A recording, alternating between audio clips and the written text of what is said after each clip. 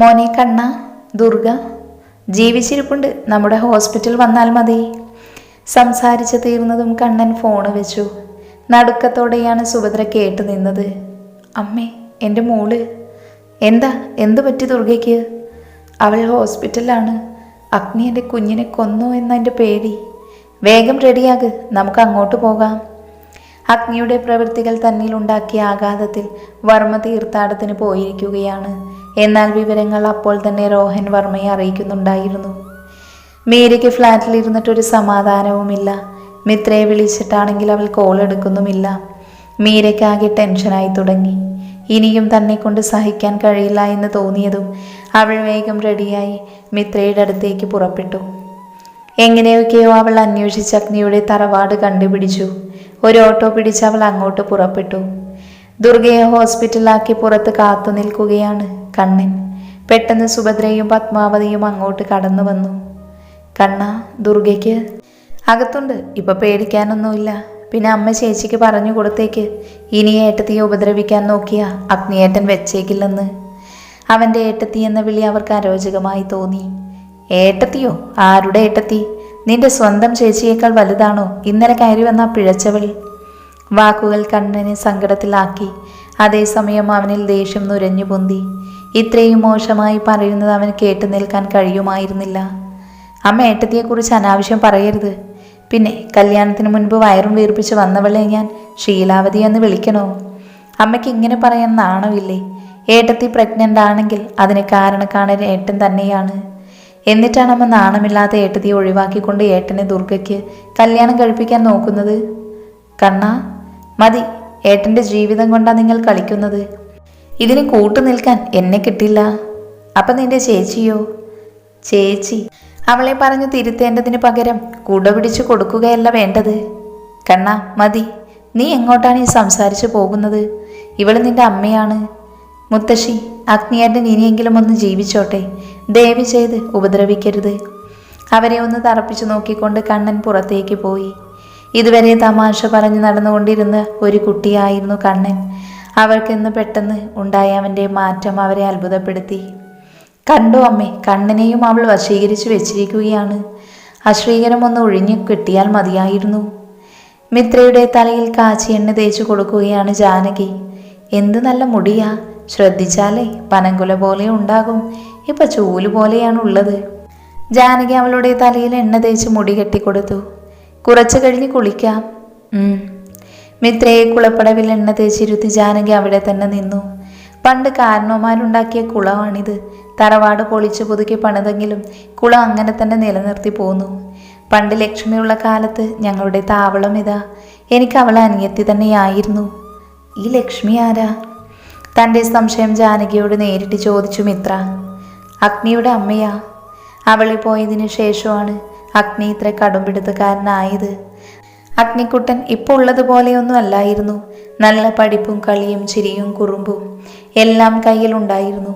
പാവം, ഒരു ആത്മഹത്യ ഭീഷണി നടത്തിയാണ് ലക്ഷ്മിയെ വിവാഹത്തിന് സമ്മതിപ്പിച്ചത്. അതെന്താ? അവൾ ഒരു അനാഥയാ. അച്ഛനും അമ്മയും ആരുമില്ല. അനിയൻകുട്ടി ഒരു സാധാരണക്കാരനാണെന്ന് കരുതിയാണ് അവൾ അവനെ പ്രണയിച്ചത്. അനിയന് വലിയ തറവാടാണ് എന്നറിഞ്ഞപ്പോൾ അവളുടെ ഉള്ളിൽ അപകർഷതാബോധം അവളെ വിവാഹത്തിൽ നിന്നും പിന്തിരിപ്പിക്കുകയായിരുന്നു. ഒരനാഥ പെൺകുട്ടികൾ മരുമകൾ സ്വീകരിക്കാൻ അമ്മ തയ്യാറായിരുന്നില്ല. അച്ഛൻ മരിച്ചതിന് ശേഷം കുടുംബകാര്യങ്ങളും ബിസിനസ് കാര്യങ്ങളും നോക്കിയിരുന്നത് അമ്മ തനിച്ചായിരുന്നു. എന്നാൽ ലക്ഷ്മി അനിയൻകുട്ടനെ സങ്കല്പിക്കാൻ പോലും കഴിയില്ലായിരുന്നു. അമ്മയെയും കുടുംബക്കാരെയും ധിക്കരിച്ചുകൊണ്ട് അനിയൻകുട്ടൻ ലക്ഷ്മിയോടൊപ്പം പുതിയൊരു ജീവിതം തുടങ്ങി. അവിടെയും കല്ലുകടിയായി അമ്മ തന്നെയായിരുന്നു മുന്നിൽ. അമ്മയെ കൊണ്ട് കഴിയുന്ന വിധം എല്ലാം അവരെ ഉപദ്രവിക്കാനും ദ്രോഹിക്കാനും ശ്രമിച്ചു. എങ്കിലും അനിയൻകുട്ടൻ ഒന്നിലും പതറിയില്ല. ലക്ഷ്മിയോടൊപ്പം അവരുടെ ജീവിതം തുടർന്നുകൊണ്ടേയിരുന്നു. ആയിടക്കാണ് അനിയൻകുട്ടൻ ചെറിയ രീതിയിൽ ഒരു ബിസിനസ് തുടങ്ങുന്നത്. അതിനും അമ്മയുടെ ഭാഗത്ത് നിന്ന് നല്ല എതിർപ്പുണ്ടായിരുന്നു. എന്നാൽ അഗ്നിയുടെ വരവോടുകൂടി അവരുടെ ജീവിതത്തിൽ പുതിയ വർണ്ണങ്ങൾ വന്നു. അവൻ്റെ ജനനത്തിനു ശേഷം അമ്മയുടെ മനസ്സു മാറി. അമ്മ തന്നെ പോയി ലക്ഷ്മിയെയും അനിയൻകുട്ടനെയും അഗ്നിയെയും കൂട്ടിക്കൊണ്ടു വന്നു. പിന്നെ അവർ ഇവിടെയാണ് താമസിച്ചത്, ലക്ഷ്മി മരിക്കുവോളം. ലക്ഷ്മിയുടെ മരണശേഷം അനിയൻകുട്ടൻ ആകെ തകർന്നു. അഗ്നിയെക്കുറിച്ച് പോലും ഓർക്കാതെ അവൻ ദൂരയാത്രയിലായിരുന്നു. അമ്പലങ്ങളും ക്ഷേത്രങ്ങളും അങ്ങനെ പലയിടത്തും. പിന്നീട് അനിയൻകുട്ടൻ തിരിച്ചു വരുന്നപ്പോഴേക്കും അഗ്നി അവനിൽ നിന്ന് ഒരുപാട് അകന്നിരുന്നു. അഗ്നിയുടെ അമ്മ എങ്ങനെയാണ് മരിക്കുന്നത്? മിത്രയുടെ ആ ചോദ്യം ജാനകിയെ പഴയ ചില ഓർമ്മകളിലേക്ക് കൊണ്ടുപോയി. അതിൻ്റെ ഫലം എന്നോണം അവരുടെ മുഖം ദേഷ്യം കൊണ്ട് വിറച്ചു, കണ്ണുകൾ നിറഞ്ഞു. തൻ്റെ മുൻപിൽ പൊട്ടിക്കരഞ്ഞു നിൽക്കുന്ന ഒരു കുഞ്ഞഗ്നിയുടെ മുഖം മനസ്സിൽ വന്നതും അവർ കണ്ണുകൾ രണ്ടും അടച്ചു. അതേസമയം മിത്രയോട് എന്തു പറയണമെന്നറിയാതെ അവർ ഉഴറുകയായിരുന്നു. ലക്ഷ്മി ശ്രേയറിൽ നിന്നും കാൽ വഴുതി വീണായിരുന്നു മരണം. പെട്ടെന്ന് വായിൽ തോന്നിയൊരു കള്ളം ജാനകി പറയുകയായിരുന്നു. അവരുടെ മുഖത്തെ പരിഭ്രമത്തിൽ നിന്നും മിത്രയ്ക്ക് ചെറിയ തോതിലുള്ള സംശയം തോന്നി. ജാനകി എന്തോ മറക്കുന്നതായി തോന്നിയെങ്കിലും മിത്ര അതിനെക്കുറിച്ച് കൂടുതൽ ചോദിക്കാൻ നിന്നില്ല. ആ സമയത്ത് ലക്ഷ്മി 2 മാസം ഗർഭിണിയായിരുന്നു. അവൾ മരിച്ചതിന് ശേഷമാണ് ഞങ്ങളെല്ലാവരും അവൾ ഗർഭിണിയായിരുന്നു എന്നറിയുന്നത്. അമ്മ മാത്രമാണ് ലോകമെന്ന് പറഞ്ഞ കുട്ടിയായിരുന്നു അഗ്നി. പെട്ടെന്ന് ലക്ഷ്മിയുടെ മരണം അവനെ വല്ലാതെ തളർത്തി. എല്ലാവരോടും ഒരുതരം വാശിയും ദേഷ്യവും എന്തെല്ലാമോ ആയി മാറി. അതിനുശേഷം അവൻ്റെ ജീവിതത്തിലേക്ക് അല്പമെങ്കിലും സന്തോഷം വന്നിട്ടുണ്ടെങ്കിൽ അതിന് കാരണം കണ്ണനാണ്. കണ്ണൻ്റെ ജനനത്തോടെ അഗ്നി കുറേയായിട്ട് മാറുകയായിരുന്നു. എന്നാൽ ഇവിടെ നിന്ന് പഠിക്കാൻ വേണ്ടി പുറത്തു പോയതും അവൻ്റെ സ്വഭാവം വീണ്ടും പഴയതിനേക്കാൾ മോശമായി തുടങ്ങി. കയ്യിൽ ആവശ്യത്തിൽ കൂടുതൽ സമ്പത്തും എന്തും ചെയ്യാനുള്ള ധൈര്യവും സപ്പോർട്ടും ചെയ്യാൻ ആളും ഉണ്ടായിരുന്നത് കൊണ്ടാവാം. പിന്നെ സ്നേഹിച്ചു കൂടെ നിർത്തി നല്ലത് പറഞ്ഞു കൊടുക്കാൻ അവൻ്റെ അമ്മയില്ലാത്ത കുറവ്. ഞാനെങ്ങനെ നോക്കിയാലും അമ്മയ്ക്ക് പകരം അമ്മയാവില്ലല്ലോ മോളെ. അമ്മയ്ക്ക് അമ്മ തന്നെ വേണ്ടേ? പെട്ടെന്ന് ജാനു കുളപ്പടവിലേക്ക് വന്നു. മിത്ര കുഞ്ഞിനെ കാണാൻ ആരോ വന്നിട്ടുണ്ട്. അത് മീരയായിരിക്കുമെന്ന് മിത്രയ്ക്ക് ഉറപ്പായിരുന്നു. കാരണം അവളല്ലാതെ ആരും തന്നെ തേടി വരില്ലെന്ന് അവൾക്ക് ഉറപ്പുണ്ട്. മതി മോളെ, ഒരുപാട് നേരം ഇരിക്കേണ്ട, നമുക്ക് പെട്ടെന്ന് കുളിച്ചു പോകാം. മിത്രയ്ക്ക് ആവശ്യത്തിന് വയറുള്ളത് കൊണ്ട് ജാനകി അവളെ കുളിക്കാൻ സഹായിച്ചു. കുളിച്ചതിനു ശേഷം 2 പേരും പുറത്തേക്കിറങ്ങി. മിത്രയുമായി തറവാട്ടിൽ വന്നതിനു ശേഷം പുറത്തേക്ക് അധികം പോകാറില്ല അഗ്നി. കാരണം അവളെ തനിച്ചാക്കാൻ അവന് കഴിയില്ലായിരുന്നു. തന്നെ കാണുന്നതേ അവൾക്ക് ചതുർത്ഥിയായതുകൊണ്ട് അവനധികം അവളുടെ മുൻപിലേക്ക് പോകാറില്ല. എങ്കിലും അവൻ്റെ കണ്ണുകൾ അവളെ ചുറ്റിപ്പറ്റി തന്നെ ഉണ്ടായിരുന്നു. വളരെ കുറച്ച് ദിവസം കൊണ്ട് തന്നെ ജാനകിയും മിത്രയും അമ്മയും മകളുമായി മാറിക്കഴിഞ്ഞിരുന്നു. ദുർഗയെ ഹോസ്പിറ്റൽ കൊണ്ടുപോയതിൽ പിന്നെ കണ്ണൻ തറവാട്ടിലേക്ക് വന്നിട്ടില്ല. തൻ്റെ ചേച്ചി കാരണം ഉണ്ടായത് മനസ്സിലുള്ളത് കൊണ്ട് അവന് മിത്രയെ ഫേസ് ചെയ്യാൻ ഒരു മടി തോന്നി. ഹോസ്പിറ്റൽ അഡ്മിറ്റ് ആണെങ്കിലും ദുർഗയുടെ മനസ്സിൽ പകയെരിഞ്ഞുകൊണ്ടിരുന്നു. മിത്രയെ ഇല്ലാതാക്കുക, അഗ്നിയെ സ്വന്തമാക്കുക, ആ ഒരു ലക്ഷ്യം മാത്രം അവളുടെ ഉള്ളിൽ കിടന്നു. മാനസിക നില തെറ്റിയവരെ പോലെ അവരുടെ പ്രവൃത്തി സുഭദ്രയെ ഭയത്തിലാക്കി. മിത്രയെ കാത്തിരിക്കുകയാണ് മീര. കുറച്ച് സമയമായി വന്നിട്ട് മിത്രയെ കാണാതെ അവൾക്ക് അസ്വസ്ഥത തോന്നി. തൻ്റെ മനസ്സിൻ്റെ പെരുമുറുക്കം അവൾ തൻ്റെ ചുരിദാറിൻ്റെ റോപ്പിൽ പിടിച്ചുകൊണ്ടിരുന്നു. മിത്രയ്ക്ക് ഇവിടെ സുഖമാണ്, അഗ്നിയുടെ വീടാണ് എന്നൊരു കുറവ് മാത്രമേ അവൾക്ക് ഫീൽ ചെയ്യൂ. തിരിഞ്ഞു നോക്കാതെ തന്നെ പുറകിൽ നിന്ന് കേട്ട ശബ്ദം ആരുടേതാണെന്ന് തിരിച്ചറിഞ്ഞു മീര. അവനെ കണ്ടതും ബഹുമാനത്തോടെ അവൾ എഴുന്നേറ്റ് നിന്നു. സർ. പെട്ടെന്ന് പുറത്തുനിന്ന് കുളിച്ചീറനായി അകത്തേക്ക് വരുന്ന മിത്രയെ കണ്ടതും അഗ്നി അവളെ തന്നെ സ്വയം മറന്ന് നിന്നുപോയി. മീരയെ കണ്ടതും ചൊടികളിൽ പുഞ്ചിരിയോടെ അവളെ കെട്ടിപ്പിടിച്ചു മിത്ര. നിനക്ക് സുഖമാണോ? ജാനു, മോക്ക് കുടിക്കാൻ എന്തെങ്കിലും എടുക്ക്. ശരി ചേച്ചി. ജാനു അകത്തേക്ക് പോയി ജ്യൂസ് കൊണ്ടുവന്നു. മിത്ര മീരയുടെ കൈ പിടിച്ച് അവളെ പുറത്തേക്ക് കൊണ്ടുപോയി. മുറ്റത്തെ വലിയ മാവിൻ്റെ ചുവട്ടിൽ അവർ ഒന്നിച്ചിരുന്നു. നിനക്ക് സുഖാണോ മീര? നീ ഇല്ലാത്തത് കൊണ്ടൊന്നും ശരിയാവാത്തതുപോലെ. നീയോ? എനിക്കൊരമ്മയെ കിട്ടി. എൻ്റെ സങ്കടങ്ങളിൽ എന്നെ ചേർത്ത് പിടിക്കാനും എന്നെ നന്നായി പരിചരിക്കാനും എനിക്കിപ്പോൾ എൻ്റെ അമ്മയുണ്ട്. അത് പറയുമ്പോൾ മിത്രയുടെ കണ്ണുകൾ നീർത്തിളങ്ങിയെങ്കിലും അവൾ വിടർന്നു വന്നത് മീര ശ്രദ്ധിച്ചു. എനിക്കൊരു കാര്യം ഉറപ്പുണ്ട് മീര. ഞാൻ മനസ്സിലാക്കിയിടത്തോളം അഗ്നിദേവ് എനിക്ക് അസുരനാണെങ്കിലും എൻ്റെ കുഞ്ഞിന് നല്ലൊരു അച്ഛനായിരിക്കും. മിത്ര, എനിക്കറിയില്ല മീര. കുട്ടിക്കാലം മുതൽ ഒറ്റപ്പെടലും കുറ്റപ്പെടുത്തലും അനുഭവിച്ച് വളർന്നവളാണ് ഞാൻ. സ്നേഹിക്കാനോ ചേർത്ത് പിടിക്കാനോ ആരും ഉണ്ടായിട്ടില്ല. കുറച്ചെങ്കിലും സ്നേഹം ലഭിച്ചിട്ടുള്ളത് ഗിരിയേട്ടനിൽ നിന്ന് മാത്രമാണ്. അമ്മയുടെ വാക്കിനെ എതിർക്കാനുള്ള ധൈര്യം ഗിരിയേട്ടൻ കാണിച്ചില്ല. അവിടെ മിത്ര തോറ്റു. മിത്രയുടെ പ്രണയം തോറ്റു. പിന്നെ അഗ്നി എൻ്റെ മാനത്തിന് വിലയിട്ടപ്പോൾ പ്രതികരിച്ചതാണോ മിത്ര ചെയ്ത തെറ്റ്? ഒരു മുറിയിൽ പൂട്ടിയിട്ട് എൻ്റെ സമ്മതമില്ലാതെ എൻ്റെ മാനം നശിപ്പിച്ചു. പിന്നെ അയാളുടെ കുഞ്ഞിൻ്റെ അമ്മയായി തളർന്നില്ല. മിത്ര പിഴച്ചവളെന്ന് എല്ലാവരും മുദ്ര കുത്തിയപ്പോഴും ദുഷിച്ച കണ്ണുകളോടെ എന്നെ നോക്കിയപ്പോഴും എന്തിന് പകൽ മാന്യമാർ എൻ്റെ മാനത്തിന് വിലയിട്ടപ്പോഴും മിത്ര ഒറ്റയ്ക്കായിരുന്നു. ആരും ഉണ്ടായിരുന്നില്ല. എന്നിട്ടും ഈ താലി കഴുത്തിലിട്ട് മിത്ര ഇവിടെ നിൽക്കുന്നത് എൻ്റെ കുഞ്ഞിനെ സുരക്ഷിതമാക്കണം എന്ന കാരണം കൊണ്ട് മാത്രമാണ്. മിത്രയ്ക്ക് ഈ ജന്മം അഗ്നിയൊഴുത്തെ മാത്രമല്ല, ഒരാണിൻ്റെയും തുണ വേണ്ട മിത്രയ്ക്ക്. എൻ്റെ ആയുസ് എത്തുന്നത് വരെ മിത്ര ഒറ്റയ്ക്ക് ജീവിക്കും. അപ്പോൾ നിന്റെ തീരുമാനത്തിൽ മാറ്റം ഉണ്ടാവില്ല? എനിക്ക് അയാളെ അംഗീകരിക്കാൻ കഴിയാത്തിടത്തോളം കാലം എൻ്റെ തീരുമാനം ഇങ്ങനെ തന്നെ ആയിരിക്കും. ഇതൊക്കെ ചെയ്തത് കൊണ്ടൊന്നും മിത്ര അയാളോട് ക്ഷമിക്കില്ല. എനിക്കതിന് കഴിയില്ല. ക്ഷമിച്ചാലും ഒന്നിച്ച് അയാളുടെ കൂടെ ജീവിതം ജീവിക്കാൻ കഴിയില്ല. തന്നെ നശിപ്പിച്ചവൻ പിന്നെ പ്രണയമെന്ന് പറഞ്ഞ അത് അംഗീകരിച്ച് അയാളുടെ കൂടെ ജീവിക്കാൻ മറ്റുള്ളവരെ പോലെ എനിക്ക് കഴിയില്ല. പക്ഷേ ഒരു കാര്യം, ആദ്യത്തെ അത്ര വെറുപ്പ് ഇപ്പം എനിക്ക് അയാളോട് തോന്നുന്നില്ല. മോളെ, ജാനകിയുടെ വിളിയാണ് അവരെ സംസാരത്തിൽ നിന്നും പിന്തിരിപ്പിച്ചത്. ഒരുപാട് സമയമായില്ലേ മുറ്റത്തിരിക്കുന്നു? നല്ല വെയിലുണ്ട്, നീരിറങ്ങും, നമുക്ക് അകത്തേക്കിരിക്കാം. പുഞ്ചിരിച്ചുകൊണ്ട് മിത്രയോടും മീരയോടും പറഞ്ഞു ജാനകി. മോളിന്ന് പോകുന്നില്ലല്ലോ, കൂട്ടുകാരിയുടെ കൂടെ ഇന്നിവിടെ നിൽക്കാം. മീരയെ നോക്കിയ വാത്സല്യത്തോടെയാണത് പറഞ്ഞത്.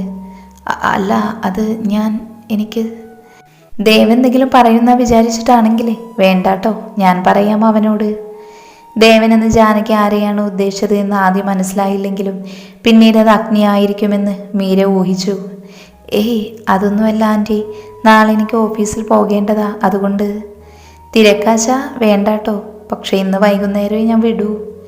അവരെയും കൂട്ടിക്കൊണ്ട് വാത്സല്യത്തോടെ വീടിനകത്തേക്ക് കയറി ജാനകി. എന്നാൽ അവരുടെ സംസാരമെല്ലാം കേട്ട് ഹൃദയത്തിൽ കനലേറിയുന്ന വേദനയോടെ ആ മരത്തിന് ചുവട്ടിൽ ഒരാൾ നിൽക്കുന്നുണ്ടായിരുന്നു. അയാളുടെ കണ്ണുകളിൽ നിന്ന് ആ സമയം മുതിർന്ന നീർത്തുള്ളികൾ അവനെ ചുട്ടി ചാമ്പലാക്കുന്നത് പോലെ, അല്ലെങ്കിൽ പരിഹസിക്കുന്നത് പോലെ തോന്നി അവന്. ഇതെല്ലാം സ്വയം വരുത്തി വെച്ചതാണെന്ന് അവൻ വേദനയോടെ ഓർത്തു. നടന്നു നീങ്ങുന്ന മിത്രയെ നോക്കിക്കൊണ്ട് തന്നെ അഗ്നി ആ മരത്തിന് ചുവട്ടിലേക്കിരുന്നു. ഇളം കാറ്റിൽ അവൻ്റെ മൂക്കിലേക്ക് തുളഞ്ഞു കയറുന്ന ചെമ്പകത്തിൻ്റെ ഗന്ധം അവൻ ആഞ്ഞു ശ്വസിച്ചു. ആ കാറ്റിന് തൻ്റെ അമ്മയുടെ മണമാണെന്ന് അവൻ ഓർത്തു. സമയം അവൻ്റെ കണ്ണിലൂടെ മറഞ്ഞത് ആ ദിവസമായിരുന്നു. തൻ്റെ നഷ്ടങ്ങളും തൻ്റെ ഒറ്റപ്പെടലിൻ്റെ ആരംഭവും.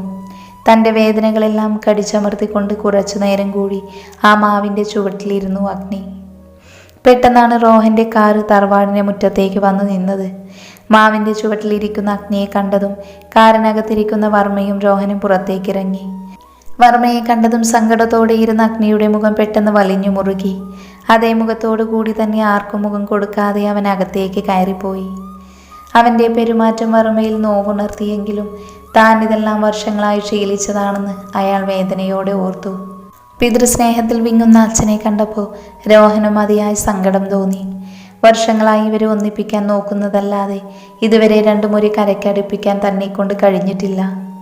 കാറിന് പുറത്തേക്കിറങ്ങി പടിയാളികളായി ഓരോന്ന് കയറിക്കൊണ്ടിരിക്കുമ്പോഴേക്കും വർമ്മയുടെ മനസ്സിൽ മിത്രയെ എങ്ങനെ ഫേസ് ചെയ്യുമെന്നുള്ള ആകുലതയാ മാത്രമായിരുന്നു. ഹാളിൽ ജാനകിയോട് കൂടിയിരിക്കുമ്പോഴാണ് വീർപ്പിച്ച മുഖവുമായി അകത്തേക്ക് കാറ്റുപോലെ കയറിപ്പോകുന്ന അഗ്നിയെ മീരയും മിത്രയും കണ്ടത്. അവൻ്റെ ആ പോക്ക് കണ്ടതും ജാനകി ദേവ എന്ന് വിളിച്ചെങ്കിലും അവനത് ചെവി കൊടുത്തില്ല. ഈ കുട്ടിക്ക് എന്തു പറ്റി? പെട്ടെന്നാണ് സ്വഭാവം മാറുക. സ്വയം പറഞ്ഞുകൊണ്ട് ജാനകി പടികൾ കയറിക്കൊണ്ടിരിക്കുന്ന അഗ്നിയെ നോക്കി നിന്നു. അവനെ വിളിക്കേണ്ട, കാര്യം ഞാൻ പറയാം. പുറകിൽ നിന്ന് വർമ്മയുടെ ശബ്ദം കേട്ടതും സങ്കടത്തിനിടയിലും മുഖത്തൊരു പുഞ്ചിരി വരുത്തിക്കൊണ്ട് അവരുടെ അടുത്തേക്ക് നടന്നു വന്നു ജാനകി. അനിയൻകുട്ട, ഇപ്പം എങ്ങനെയുണ്ട്? ഒരു സഹോദരനോടുള്ള സ്നേഹത്തോടെ ജാനകി ചോദിച്ചു. പണ്ട് എൻ്റെ ശരീരത്തിനല്ലല്ലോ, മനസ്സിലാണല്ലോ അസുഖം. മരുന്ന് കഴിക്കാമെന്ന് വിചാരിച്ചാൽ തന്നെ മരുന്നും രോഗവും രണ്ടും ഒന്നായി പോയില്ലേ. എൻ്റെ വിധി ഒരച്ഛനും ഇല്ലാതിരിക്കട്ടെ. ഇടറിയ ശബ്ദത്തോടെ അയാളത് പറഞ്ഞതും കേട്ടുന്ന മിത്രയിലും മീരയിലും ഒരു നോവുണർന്നു. മിത്രയെ കണ്ടതും കുറ്റബോധത്താൽ തൻ്റെ തല താഴ്ന്നു പോകുന്നത് പോലെ തോന്നി വർമ്മയ്ക്ക്. മോളെ, മാപ്പ് എന്നുള്ളൊരു വാക്കിൽ ഒതുക്കാൻ കഴിയുന്ന തെറ്റ് അല്ല, പാപമാണെന്നറിയാം. എങ്കിലും അവന് വേണ്ടി ഞാൻ മാപ്പ് ചോദിക്കുന്നു. പാപിയായ മകന് ജന്മം നൽകിയതിന്, അല്ല അവനെ ഇങ്ങനെ ആക്കിയതിന് ശപിക്കരുത്.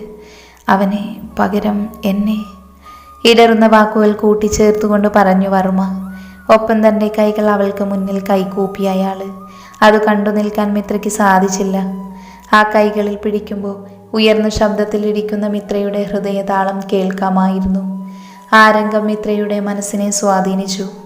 അയാളുടെ വാക്കുകളിൽ നിറഞ്ഞു നിന്ന വേദന, കുറ്റബോധം അവൾക്ക് മനസ്സിലാക്കാമായിരുന്നു. സർ, എന്തിനാ മാപ്പ് പറയുന്നത്? എൻ്റെ അച്ഛൻ്റെ പ്രായമുണ്ട്. ആ ബഹുമാനം ഞാൻ എൻ്റെ മനസ്സിൽ സൂക്ഷിക്കുന്നുണ്ട്. ആ സാറിനോട് ഇങ്ങനെ പറയരുത്. മതി, മാപ്പ് പറയലും കൊടുക്കലുമെല്ലാം കഴിഞ്ഞെങ്കിലേ അനിങ്ങുട്ടൻ മുറിയിലേക്ക് ചെല്ല്. സാഹചര്യത്തിൻ്റെ സമ്മർദ്ദം കുറയ്ക്കാനായി ജാനകി ഇടപെട്ടു. വർമ്മയുമായി റോഹൻ മുറിയിലേക്ക് പോയത് മീര യാത്ര പറഞ്ഞു പോയി. മുറിയിലാകെ സമ്മർദ്ദത്തിലിരിക്കുവാണ് മിത്ര. വർമ്മയുടെ വാക്കുകൾ അവളെ കീറി മുറിച്ച് പരിശോധിച്ചുകൊണ്ടിരുന്നു. മിത്രയുടെ മുറിയിലേക്ക് പോയി ജാനകി കാണുന്നത് എന്തോ ചിന്തിച്ചിരിക്കുന്ന മിത്രയെയാണ്. ജാനകി മിത്രയുടെ അടുത്തേക്ക് പോയി. വാ മോളെ, ഭക്ഷണം കഴിക്കാം. ജാനകിയുടെ വിളിയാണ് മിത്രയെ ചിന്തയിൽ നിന്നും ഉണർത്തിയത്. എനിക്ക് വേണ്ട, കുറച്ച് കഴിയട്ടെ. അത് പറഞ്ഞാൽ പറ്റില്ല, ഉള്ളിലൊരാൾ കൂടെ ഉള്ളതാ. ഇങ്ങനെ ഭക്ഷണം കഴിക്കാതെ ഇരിക്കരുത്. ആരോഗ്യം നോക്കേണ്ട സമയമാണിത്.